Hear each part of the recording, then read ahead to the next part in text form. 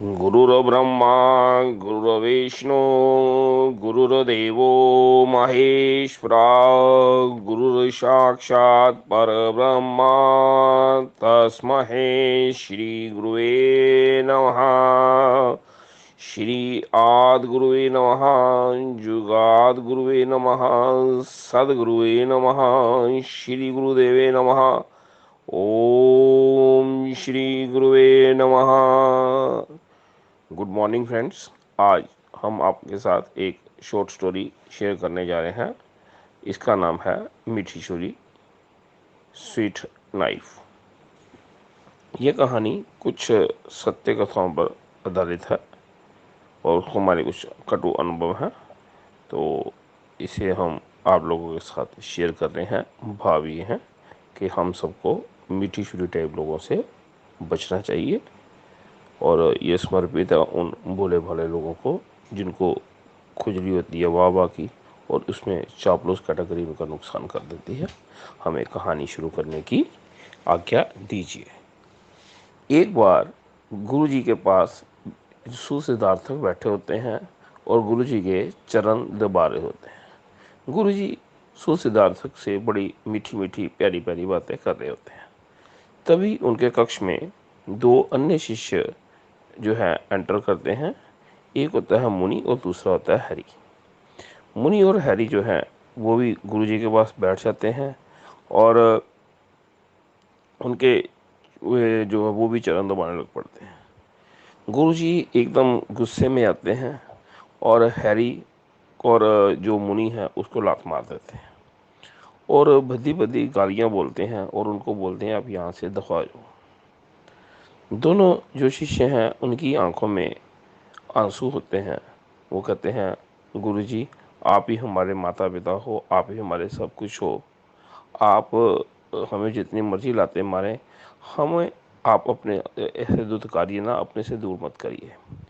गुरुजी उनकी कोई बात नहीं सुनते और उनको बोलते हैं आप 1 मिनट से पहले यहाँ से चले जाओ, और बहुत गुस्से में आ जाते हैं और अपने सेवादारों को बुलाते हैं और कहते हैं इनको यहाँ से जो है आप धक्के मार के बाहर निकाल लो, 1 महीने तक ये आश्रम नहीं आएंगे। तो अब उसके बाद गुरुजी फिर शांत हो के बैठ जाते हैं और सुसिद्धार्थक से मीठी मीठी बात करनी शुरू करते हैं। सुसिद्धार्थक एक लंबी सांस लेता है, कहता गुरुजी मैं क्षमा चाहता हूँ, मेरे को एक समझ नहीं आती, ये मुनि और हैरी जो हैं ये पिछले 10-15 साल से आपके आश्रम में इतनी सेवा कर रहे हैं, इतने इनके सेवा भाव हैं, इतना मीठा बोलते हैं, इतना आपसे प्रेम करते हैं कि कभी कभी तो ये आपको याद करते हुए आपकी उनकी आंखों में आंसू आ जाता है। ये जो है जो पवित्र ग्रंथों की कसम खा के बोलते हैं कि हमें कसम है ये गुरुजी हमारे माता पिता हैं, ये तो यहाँ तक रेडी हैं कि अपना घर बार छोड़ के भी आपके पास आ जाएंगे। इतने समर्पित हैं, इतना प्रेम करते हैं आपके साथ, और एक आप हैं गुरुजी, आपका ये व्यवहार मुझे अच्छा नहीं लगा। और उस सिद्धार्थ की आंखों में भी आंसू आ जाते हैं। गुरुजी कहते हैं कि बेटा सिद्धार्थक, एक मेरी बात याद रख, जो मेरी एज है इस एज में मैं किसी के शब्द जाल में नहीं आता, मैं उसकी वाइब्रेशन लेवल को स्टडी करता हूँ। ये एक भाषा होती है, हर व्यक्ति की अपनी एक वाइब्रेशन है। जो भी प्रैक्टिकल के लोग हैं उनको छोड़ के ये वाइब्रेशन जो परमपिता परमेश्वर ने जितने क्रिएचर बनाए हैं उन सबको एक दूसरे की भाषा समझ आती है। इन लोगों की वाइब्रेशन सही नहीं है, इनके मन के इंटेंशन जो हैं वो गलत हैं।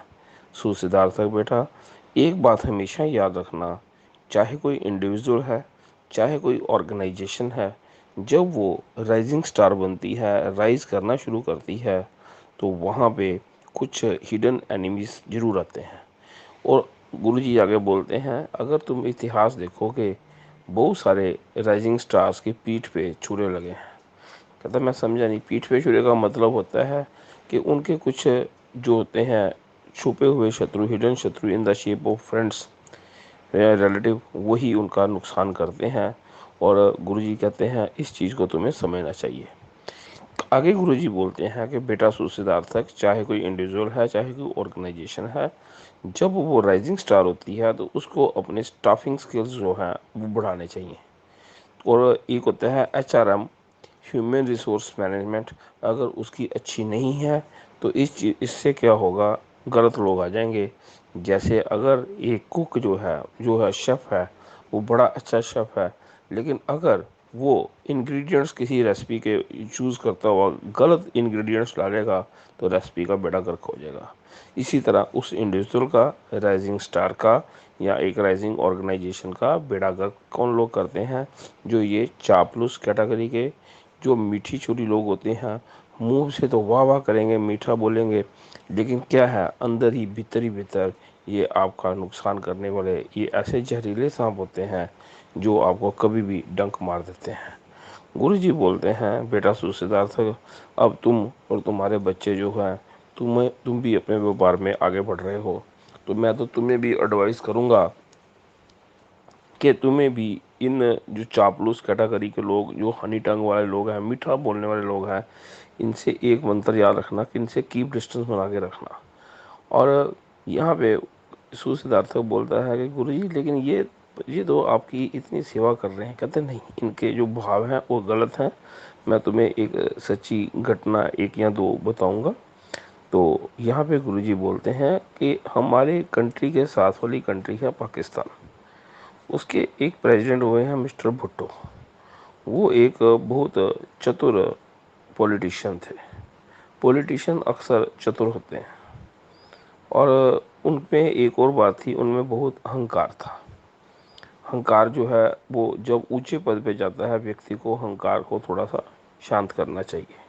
लेकिन वो बहुत अहंकारी व्यक्ति थे, वो अपनी अपोजिशन को बर्दाश्त नहीं कर सकते थे। अब क्या हुआ कि उनका एक जनरल था, जनरल टिक्का खान। जनरल टिक्का खान ने भुट्टो साहब को बोला कि अब मैं रिटायर होने वाला हूँ। तो भुट्टो साहब को उसने 7 जो और जनरलों के नाम बताए। कहते आप इनमें से किसी एक को मेरा उत्तराधिकारी बनाइए। और हर एक जो पॉलिटिशियन है, हर एक कोई एक पर्सन है, उसके पास एक थिंक टैंक होता है। तो थिंक टैंक ने जो है इसको बोला, मिस्टर भुट्टो को, प्रेसिडेंट भुट्टो को, भी आप ऐसे करो, आप इन 7 में से एक बंदे को चूज़ कर लो। लेकिन उन्होंने एक जो बंदा जो कैपेबल नहीं था पोस्ट के लिए, उसका नाम था जनरल जिया। जनरल जिया उल हक को इन्होंने अपना जो है नया जनरल बनाया। और इनके थिंक टैंक ने जो एंटी था। लेकिन जब अहंकारी पॉलिटिशियन हो, अहंकारी पावरफुल व्यक्ति हो, उसे समझाना जो होता है, समझो एक गुस्से में आए हुए जो बैल को समझाने वाली बात है, उसने सींगों से सब कुछ उठा देना है। लोग डरते हैं। और चिमचागरी स्टफ जो है उसमें दम नहीं होता कि वो अपनी बात को कम्युनिकेट कर सके। अगर जो कम्युनिकेट करना भी चाहे तो ऐसे लोग सुनते नहीं हैं। तो यहाँ पे गुरुजी बोलते हैं कि जिया उल हक जो था, वो जो है उसका उसके बारे में वो बहुत ज़्यादा इनकी चापलूसी करता, इनकी चिमचागिरी करता। और भुट्टो जो था बहुत खुश होता। ये अहंकारी टाइप के जो पावरफुल बंदे होते हैं ना, एक विशेष खुजली होती है और इन्हें खुजलाने का शौक होता है। और जिया उल हक ये काम अच्छे ढंग से जानते थे। और एक बुक है आर्ट ऑफ वॉर। इस आर्ट ऑफ वॉर बुक में बताया गया है कि आपका एनिमी जो होता है वो आपको अंडर एस्टिमेट करे या ओवर एस्टिमेट करे। और एक और बात आर्मी में चलती है कि जब भी वॉर की जाती है उसमें एक होता है सरप्राइज फैक्टर, होता है सरप्राइज अटैक होता है। जहाँ पे लीस्ट एक्सपेक्टेड जोन होता है वहाँ से अक्सर आपके साथ अटैक होते हैं। इसे आपको समझना चाहिए। और जो जो भुट्टो थे उन्होंने अपने अपोजिशन के लोगों को दबाना शुरू किया, उनके ऊपर अत्याचार करना शुरू किया। लेकिन यहाँ पे जनरल जिया उल हक एक बार उनके पास आते हैं, मिस्टर भुट्टो के पास। साथ में कुरान शरीफ होता है। कहते हैं ये आप किस लिए आए हो? कहते मैं सिर्फ आपको ये बताने आया हूँ कि मैं कुरान शरीफ की कसम खा के बोलता हूँ कि मैं आपका वफादार रहूँगा। तो जनरल जो भुट्टो थे वो अंदर ही अंदर से खुश हुए, क्योंकि वही बात है, अहंकारी बंदे को खुजलाने का शौक होता है। तो उनको उस समय चापलूस और चमचागिरी लोग, चमचागर लोग चाहिए।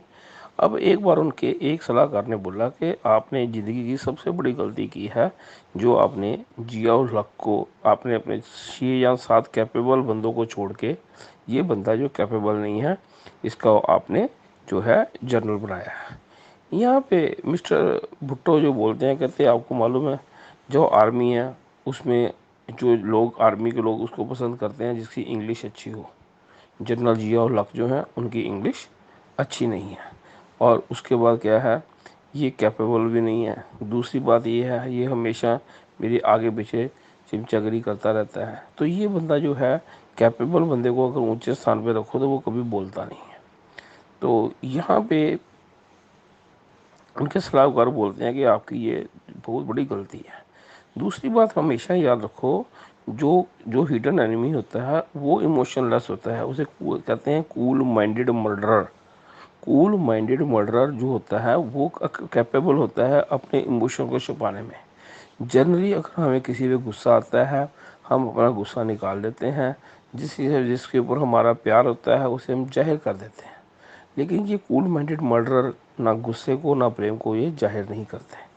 तो जनरल जियाउल हक जो थे उनके बारे में जो मिस्टर भुट्टो हैं उनको कुछ समझ नहीं आई थी। उनको ये लगता था कि ये तो मेरा चिमचा है, ये तो मेरे अंडर काम करेगा, ये कभी मेरे खिलाफ नहीं हो सकता। और उनकी जो थिंक टैंक था उनके सलाहकार थे उन्होंने उसको उनको इंडिकेट किया। लेकिन रूल का है, अगर सलाहकार हो, अगर आप सच्चे सलाहकार हो तो आपको एक या दो बार ही सलाह देनी चाहिए। कब क्या होता है जब किसी ने एक बार फिर बोला जनरल भुट्टो को कि आपने ये बहुत बड़ी गलती की है, ये आपके खिलाफ जा सकते हैं। तो भुट्टो का आंसर था कि नहीं, जनरल जियाउल हक जो है ये तो मेरा जो है एक टेम एनिमल की तरह है। ठीक इस घटना के 7 घंटे बाद जनरल जियाउल हक ने तख्ता पलट कर दिया और मिस्टर भुट्टो को जो है उन्होंने गिरफ्तार किया।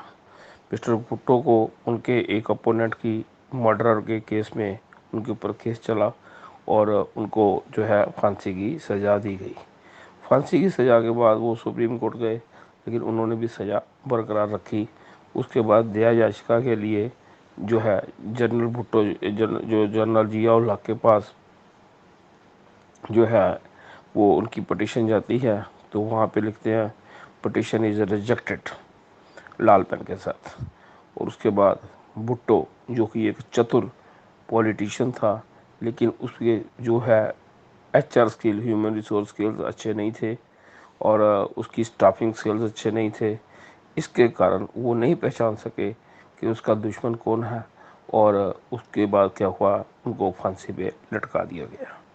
अब जब भुट्टो जो है वो फांसी पे लटकते हैं, अगर एक मूर्ख आदमी जो है उसे उसे के साथ धोखा हो वो बात समझ आती है, लेकिन अगर चतुर व्यक्ति है उसको अगर कोई बंदा उसका उसका ही चमचा जो है पावर में आके उसे फांसी पे लटका देगा, तो इसे हमें समझना चाहिए। यहाँ पे हम मानेंगे मिस्टर भुट्टो ही रिस्पॉन्सिबल हैं अपनी फांसी के लिए, क्योंकि उनके एचआरएम स्किल्स अच्छे नहीं थे, ना ही उनके स्टाफिंग स्किल अच्छे थे। उन्होंने कॉम्पिटेंट पर्सन्स के बजाय कंफर्टेबल पर्सन्स को पकड़ा। और हमेशा याद रखो, आपके जीवन में आपको जो धोखा देंगे वो कॉम्पिटेंट पर्सन कभी भी आपको धोखा नहीं देगा। जो हमेशा वो व्यक्ति जो कंफर्टेबल जोन में आपको रखता है और वो आपकी चापलूसी और चमचागिरी करते हैं, जैसे जनरल भुट्टो जो जो भुट्टो थे वो जनरल जियाउल हक के जो है झांसे में आ गए। उन्हें कभी वो सोच ही नहीं सके कि ये बंदा हमें धोखा देगा। जैसा कि हमने बताया था, लीस्ट एक्सपेक्टेड जो एरिया होता है वहीं पे सरप्राइज अटैक जो है वो आता है। इसे हमें समझना चाहिए। यहाँ पे जो गुरुजी सुसिद्धार्थ को बोलते हैं कि इनका ये जो है कॉइन का फर्स्ट फेस तो उन्हें देख लिया, जिसमें ये बड़े भोले भाले मीठी मीठी बातें करते हैं। गुरुजी बोलते हैं कि हमेशा ही याद रखो, आप एक लिस्ट बनाओ जो बहुत ज़्यादा मीठा बोलने वाले लोग हैं, आपकी वाह वाह करने वाले लोग हैं, आपकी चिमचागिरी करने वाले लोग हैं। हमेशा नोट करो पर्पस ऑफ ये इनका वाह वाह क्या है।